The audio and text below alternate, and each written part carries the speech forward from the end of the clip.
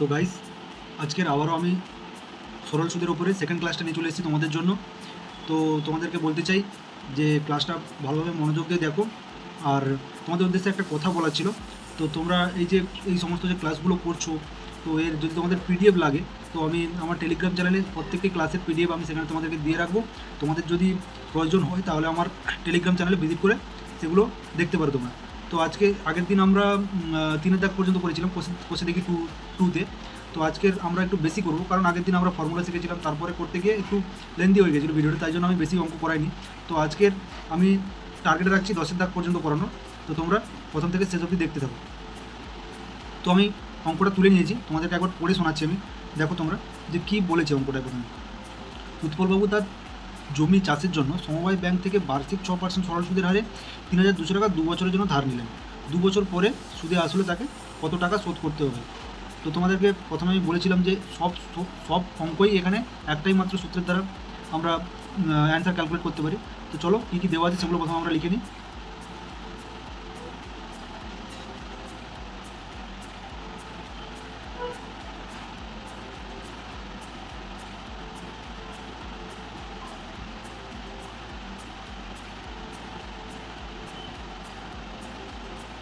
তো এরপরে আমাদেরকে দেখতে হবে যে কী বের করতে চাইছে। তো এখানে কী বের করতে চাইছে? এখানে বের করতে চাইছে সুদে আসলে, মানে তোমাকে সুদ আর আসল মিলে 2 বছর পরে তিনি কত টাকা শোধ করতে হবে তাকে, মানে কত টাকা দিতে হবে সুদে আসলে, সেটাকে তোমাকে বের করতে হবে। তো প্রথমে আমাকে সুদ আসলে বের করা, মানে সুদ আর আসলের যোগফল। সুদে আসলে মানে বাংলা মোদ্দা কথা হলো সুদে আসলে মানে সুদ আর আসলের যোগফল। তো এখানে আমাদেরকে আসলটা দিয়ে দিয়েছে কিন্তু সুদটা দেয়নি। তো আমরা কী করে বার করবো? তো আমরা এই ফর্মুলাটা থেকে আমরা সুদের মানটা পেয়ে যাব। তো তারপরে আমরা সুদ আসল ক্যালকুলেট করতে পারবো। তো চলো ফর্মুলাটাই বসাই।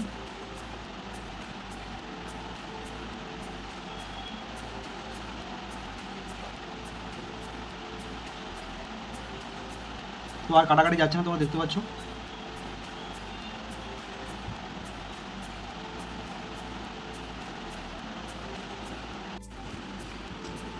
তো গাইজ, কলমের কালিও চলে গেছে, তোমরা দেখতেই পাচ্ছ। আবার আমি একটা নতুন কলম নিয়ে অঙ্ক কষতে শুরু করেছি। তো হ্যাঁ, আর একটা কথা তোমাদের উদ্দেশ্যে, আমার পড়ানোর সময় ভুলও হতে পারে। তো তোমরা কমেন্ট বক্সে অবশ্যই জানাবে যে তোমাদের কাছে কোনটা ভুল মনে হচ্ছে। আমি দেখছি না যে কোন ঠিক আছে কি না আছে। তোমরা ক্যালকুলেশনের ক্ষেত্রে আমার ভুল হতে পারে, তোমরা কমেন্ট বক্সে অবশ্যই জানাবে। তো এখানে আমরা আয়ের মানটা পেয়ে গেলাম। তো এরপর আমাদেরকে বের করতে বলেছে সুদে আসলে, মানে পি প্লাস আই এর মানটা অ্যাকচুয়ালি আমাদের ক্যালকুলেট করতে বলেছে। তো এখানে কত আছে? পি এর মানটা কত আছে? 3200। পি মানে আসল, তোমরা তো জানো। আর আই এর মানটা কত বেরোলো? 384 টাকা। তো এখানে হবে 3,584 টাকা। তোমরা ক্যালকুলেট করে একবার দেখে নেবে, আমি মুখে করলাম। হ্যাঁ, তো নেক্সট অঙ্কে আমরা যাব। তো বন্ধুরা, পরের অঙ্কটা আমি তুলে নিয়েছি যথাযথ। তো তোমাদেরকে একবার পড়ে শোনাচ্ছি। তো পড়ে শোনানোর আগে তোমাদেরকে একটা কথা বলি। তোমরা ভাবতেই পারো যে হাতের লেখা কী করে পাল্টে গেল। তো অ্যাকচুয়ালি আমার হাতের লেখাটা অতটা ভালো না, তাই জন্য আমি একজনের সহযোগিতা নিলাম। তো তোমরা দেখতে থাকো, আমি পড়ছি, তোমরা শোনো। প্রথমে বার্ষিক 5.25% সরল সুদের হারে। এখানে 5.25 বলে তোমরা আবার ঘাবড়ে যাও না। তো এটা ইজি, সেম একই অঙ্ক, করালে তোমরা বুঝতে পারবে। বার্ষিক 5.25 সরল সুদের হারে শোভাদেবী একটি ব্যাংকে কিছু টাকা জমা রাখেন। ভালো কথা। 2 বছর পরে তিনি সুদ হিসেবে 840 টাকা পেলেন। তো এখানে সুদটা বলে দিয়েছি। প্রত্যেক অঙ্কে আমরা কী করতাম, এখন পর্যন্ত যটা অঙ্ক করেছি আমরা, তো সবগুলো সুদ বের করতে বলেছিল, মানে সুদ বের করতে হয়েছিল আমাদের, কিন্তু এখানে সুদ বলে দেওয়া আছে। তো তিনি কত টাকা জমা রেখেছিলেন? কত টাকা জমা রেখেছিলেন মানে কি, তিনি আসলে কত টাকা ব্যাংকে রেখেছিলেন, আসলটা তার কত সেটাই অ্যাকচুয়াল ক্যালকুলেট করতে বলেছে আমাদেরকে। তো অ্যাকচুয়ালি কী ক্যালকুলেট করতে বলেছে আমাদেরকে? আসলটা। তো আমরা আসলটা লিখে নিলাম, ক্যালকুলেট করতে বলেছি। আর এটা তো তোমরা জানো যে আর এর মান সবসময় পার্সেন্টেজ হবে, তোমাদেরকে আমি আগেই বলেছি। আর এখানে বলে দিয়েছি সুদ বলে দিয়েছে 840 টাকা। আর এখানে কী বলেছে? 2 বছরের জন্য, মানে টাইম হচ্ছে তোমাদের 2 বছর। তো আমাকে বের করতে হবে অ্যাকচুয়াল এই পি এর মানটা। তো আমি কী করবো? সেই একই ফর্মুলাতে ফেলাবো। তোমাদেরকে আমি প্রথমেই বলেছি একটাই ফর্মুলাতে আমি সবগুলো অঙ্ক তোমাদেরকে করে দেবো। এই অধ্যায়ে যত অঙ্ক আছে তোমাদেরকে এই একটাই অঙ্কে সব কভার হয়ে যাবে। তো তোমরা শুধু ভিডিওটা শেষ পর্যন্ত দেখতে থাকো। তো আয়ের মানটা কত দেওয়া আছে আমাদেরকে? 840। পি এর মানটা বের করতে হবে আমাদেরকে। আর এর মান দেওয়া আছে 5.25, টাইম দেওয়া আছে 2 বছর বাই 100। তো এখান থেকে দশমিক উঠলে আমরা জানি নিচে একটা 180। তো এবার আমাদের কাটাকাটি করতে হবে। সিম্পল কথা, আমরা যদি কাটাকাটি করি, 5-এ কাটবো, আমরা সহজভাবে কাটবো, 5 × 5।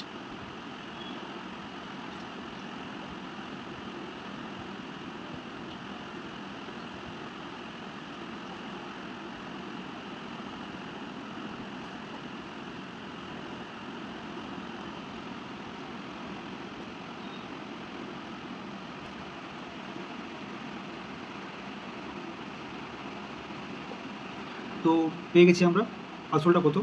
তো আসলের মানটা এখানে কত বেরিয়েছে, 8,000 টাকা। তো তোমরা কাটাকাটিটা একবার দেখে নেবে যে ঠিক করেছি কিনা আমি।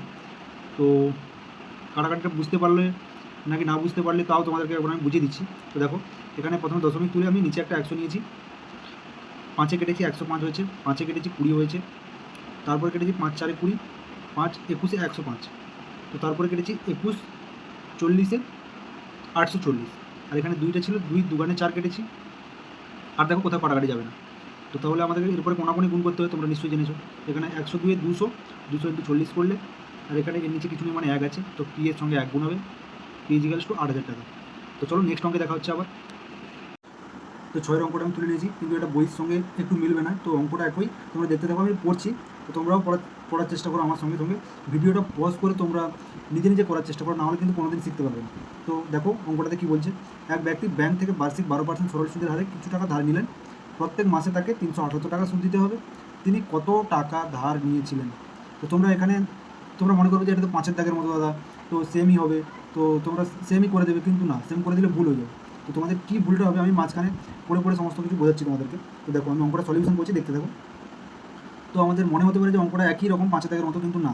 এখানে বলেছে দেখো, প্রত্যেক মাসে তাকে 378 টাকা সুদ দিতে হবে। আর আমরা এতক্ষণ পর্যন্ত যা জেনে এসেছি যে যাই টাকার পরিমাণ দেওয়া থাকুক, আসলের পরিমাণ দেওয়া থাকুক বা সুদের পরিমাণ দেওয়া থাকুক, সেগুলো কিন্তু বাৎসরিক হয়, কোনোদিন মাসে আমরা ক্যালকুলেট করি না। আর এখানে কী দেওয়া আছে দেখো, প্রত্যেক মাসে তাকে 378 টাকা সুদ দিতে হয়, কিন্তু এখানে তোমাকে বছরে উল্লেখ করা নেই। তাহলে তোমাকে এটা আগে প্রথমে বছরে বের করতে হবে যে এক মাসে যদি এত টাকা সুদ দিতে হয়ে থাকে, তাহলে এক বছরে তাহলে কত টাকা সুদ দিতে হয়ে থাকে, এটা তোমাকে প্রথমে বের করতে হবে। তারপরে কিন্তু অঙ্কটা পুরোটাই সেম, শুধু এইখানে ঘুরিয়ে দিয়েছি তোমাদেরকে। তো চলো আমি করতে থাকছি, তোমরা দেখতে থাকো।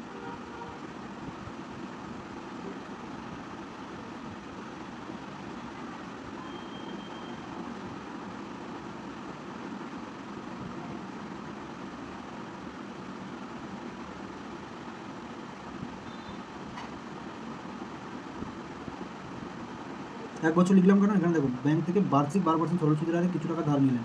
প্রত্যেক মাসে তাকে 378 টাকা সুদ দিতে হলে তিনি কত টাকা ধার নিয়েছিলেন? বার্ষিক বলেছেন এখানে, তো বার্ষিক মানে কি, এক বছর। এক বছর কী বোঝায়? আর তোমাদেরকে এখানে আইয়ের মানটা বের করতে হবে, সুদের মানটা বের করতে হবে, 378 × 12। তো আমি 12 কেন করলাম তোমরা নিশ্চয়ই বুঝতে পেরেছো, না বুঝতে পারলে তোমাদেরকে একবার বুঝিয়ে দিচ্ছি। দেখো, এক মাসে যদি 378 টাকা সুদ হয়, তাহলে এক বছরে কত সুদ হবে, মানে এক বছরে কত মাস, 12 মাস হয়, তাহলে এক মাসে যদি 378 টাকা সুদ হয়, তাহলে 12 মাসে কত সুদ হবে, মানে আমাকে এক বছরে এটাই কনভার্ট হয়ে গেল। তো তো এখানে হচ্ছে তোমাদের 4,538 টাকা এক বছরের সুদ। তো সরি আমি ভুল লিখেছি, এখানে 36 হবে, 4,536 টাকা। তো এরপরে চলো আমরা গণিতটা করা শুরু করি, ক্যালকুলেট করা। এখানে কিন্তু বের করতে বলেছে, আসলটাই বের করতে বলেছে, তোমরা পড়ে নিশ্চয়ই বুঝতে পারছো, আমাকে আর বলতে হবে না। তো এখানে কিন্তু আসলটাই বের করতে বলেছে। তো আমি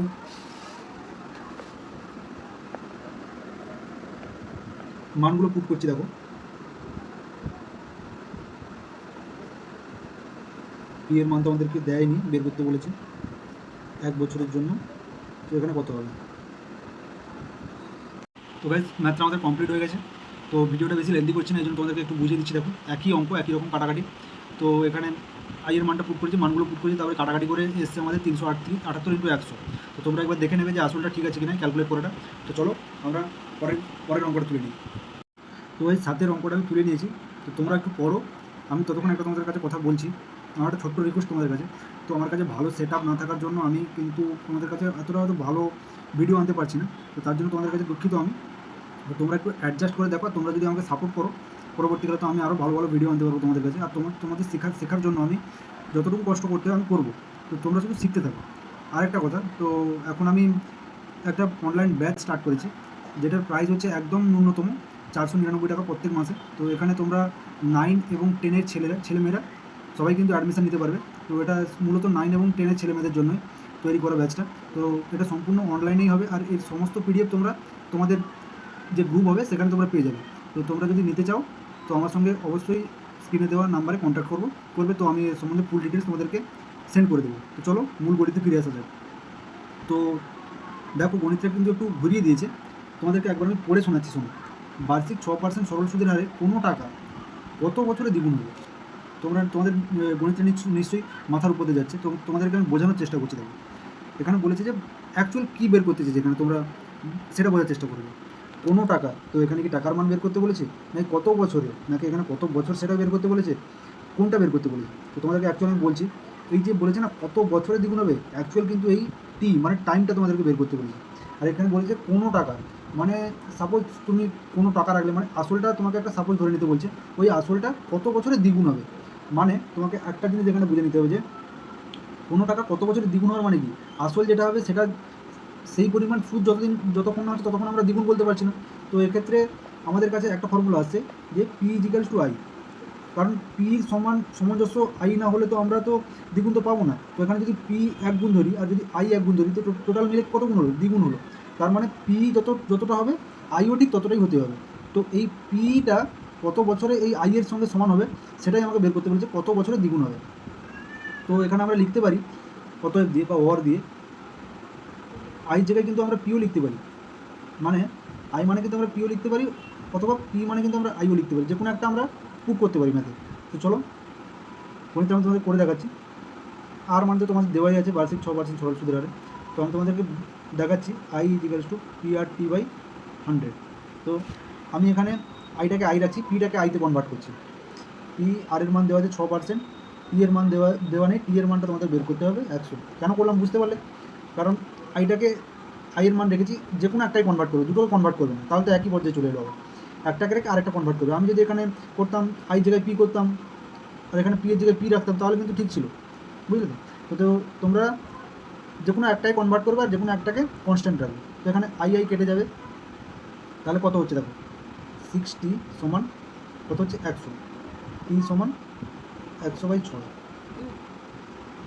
বছর। তো দেখো, তোমাদেরকে আবারও একবার আমি গণিতটা বুঝিয়ে দিচ্ছি ভালো করে, তোমরা ভালো করে মনোযোগ দিয়ে বোঝো। এখানে বলেছে বার্ষিক 6% সরল সুদের হারে কোনো টাকা কত বছরে দ্বিগুণ হবে। কত বছরে দ্বিগুণ হবে মানে আমি যেই টাকাটা পি, মানে যে টাকাটা আমার আসল, যে টাকাটা আমি ইনভেস্ট করছি, সেই টাকাটার ইন্টারেস্ট যতদিন না আমি ওই আসলের সমান হয় ততদিন কিন্তু আমি দ্বিগুণ বলতে পারবো না, বুঝলে তো? তো আমাকে ইন্টারেস্টটা কত বছরে ওই পি এর সমান হবে সেটাই কিন্তু বের করতে বলছে। তো আমি অ্যাকচুয়াল বলতে পারি দ্বিগুণ হওয়ার মানে পি ইজিক্যালস টু আই, বুঝতে পারলে? তো আমি এরপরে আর এর মান দেওয়া আছে, তো আমি সূত্রটা লিখে নিয়েছি। সূত্রটা লিখে নেওয়ার পর এখানে শুধু জাস্ট পি এর জায়গায় আইটা আমি বসিয়ে দিয়েছি, কারণ পি সমান সমান হচ্ছে আই, তো আমরা পি এর জায়গায় আইও লিখতে পারি, বুঝলে তো? তারপর 6, আর এর মান 6% দেওয়া আছে, টি এর মান আমাদেরকে ক্যালকুলেট করতে বলেছে, আর এখানে 100 তো সূত্রে। তো এখানে আইটা উভয় পাশ থেকে কেটে যায়, এখানে আছে তোমার 100 ইজিক্যালস টু 60। তো টি ইজিক্যালস টু কত হলো, 16.66 বছর। নিশ্চয়ই তোমরা বুঝতে পেরেছো, আর না বুঝতে পারলে আমাকে অবশ্যই কমেন্টে জানাবে। আর এরপরে তোমাদেরকে দুটো হোমওয়ার্ক থাকলো কোষে দেখি 2তে, এরপরে 8 এবং 9 একই রকম গণিত। তোমরা হোমওয়ার্ক করে আমাকে জাস্ট কমেন্ট বক্সে অ্যান্সারটা লিখবে, আর কিছু না, তাহলে আমি বুঝতে পারবো যে কারা কারা ক্লাসগুলো মন দিয়ে দেখছে। তো আজকের মতো ভিডিওটা এই পর্যন্তই, তোমরা দেখা হচ্ছে আবার নেক্সট এপিসোডে।